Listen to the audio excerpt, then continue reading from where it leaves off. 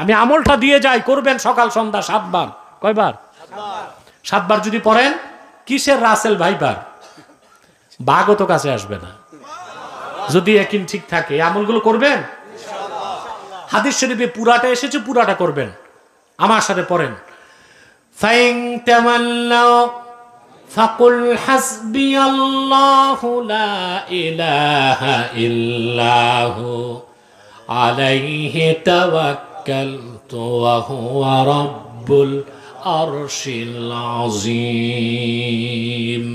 সকালে 7 বার, সন্ধ্যায় 7 বার, 24 ঘন্টার জন্য আল্লাহর রহমতের চাদরে আপনি লেমিনেটেড হয়ে যাবেন। বলেন সুবহানাল্লাহ। সাপ, বিচ্ছু, জিন, ভূত, পেরেত, কিছু পেরেত বলে কিছু নাই, ভূত বলে কিছু নাই, জিন আপনার ধারে কাছেও আসবে না। সুবহানাল্লাহ বলেন। আর সাপের কামড় থেকে বাঁচার জন্য একটা আমালে কোরআনি, কোরআনি আমল হচ্ছে আপনি 7 বার পড়বেন। খেত খামারে গেলে তো কামড়ায় বেশি নাকি?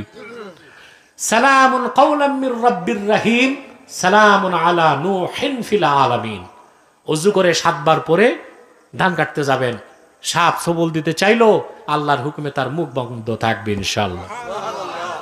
আল্লাহ আমাদের কবুল করুন, আল্লাহ আমাদের মঞ্জুর করুন। পারবেন না ইনশাআল্লাহ? আপনারা বলতেছেন হুজুর চিকিৎসা শুরু করে দিয়েছে। আরে ভাই, এটা তো আমালে কোরআনি, কোরআন ও সুন্নাহর আমলই আমাদের মুক্তি ও নাজাত দিতে পারে দুনিয়া এবং আখিরাতে। বলেন আল্লাহ কবুল করুন।